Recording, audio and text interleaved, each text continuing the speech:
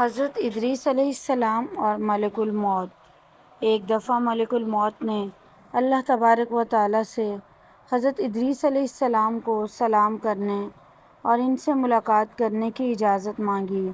جب ملک الموت حضرت ادریس علیہ السلام کے پاس آئے اور کہا میں چاہتا ہوں کہ آپ کے ساتھ رہوں، تو حضرت ادریس علیہ السلام نے منظور فرمایا اور وہ ایک دوسرے کے رفیق ہو گئے اور وہ مدتوں تک ساتھ رہے۔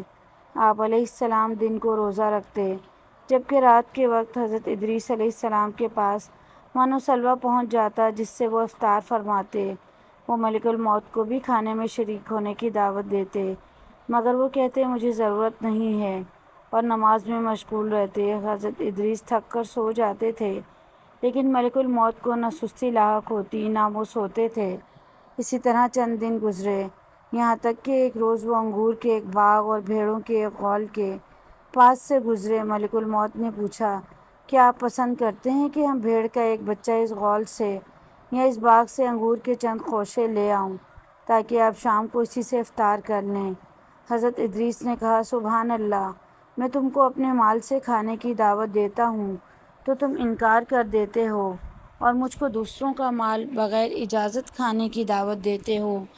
تم نے میری صحبت کا خوب حق ادا کیا ہے۔ بتاؤ تم کون ہو؟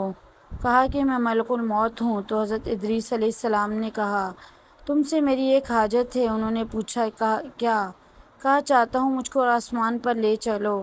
تو ملک الموت نے خدا سے اجازت لے کر انہیں اپنے پروں پر اٹھایا اور آسمان پر لے گئے۔ پھر حضرت ادریس علیہ السلام نے فرمایا کہ میری ایک دوسری حاجت ہے۔ پوچھا، وہ کیا؟ فرمایا، میں نے سنا ہے موت بہت سخت ہے، میں چاہتا ہوں اس کا کچھ مزہ بھی چکھوں تاکہ سمجھوں کہ ویسی ہی ہے جیسا کہ میں نے سنا ہے۔ ملک الموت نے خدا سے اجازت لی۔ اجازت ملنے پر تھوڑی دیر کے لیے ان کی سانس پکڑ لی، پھر ہاتھ ہٹا لیا۔ پوچھا کہ موت کو کیسا پایا؟ فرمایا، بہت زیادہ شدید ہے، اس سے جیسا سنا تھا۔ پھر ایک اور حاجت فرمائی، مجھے جہنم کی آگ دکھاؤ۔ ملک الموت نے خادم کو جہنم کا حکم دیا کہ دروازے کھول دے۔ جب حضرت ادریس علیہ السلام نے دیکھا تو غش کھا کر گر پڑے۔ جب ہوش میں آئے تو فرمایا، ایک اور حاجت ہے، یعنی بہشت دیکھنا چاہتا ہوں۔ ملک الموت نے بہشت کے خادم سے اجازت لی اور ادریس علیہ السلام بہشت میں داخل ہو گئے اور فرمایا، اے ملک الموت، اب میں یہاں سے باہر نہ آؤں گا، کیونکہ خدا نے فرمایا ہے کہ ہر نفس کو موت کا ذائقہ چکھنا ہے اور میں نے چکھ لیا۔